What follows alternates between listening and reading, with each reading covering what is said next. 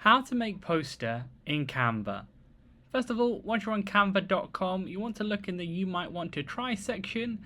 Then you want to click along on the right hand side part until you see poster. There's the portrait version there. If you want landscape, you can just as well type it in the search bar here. It's like landscape poster, then a bunch of different options will come up.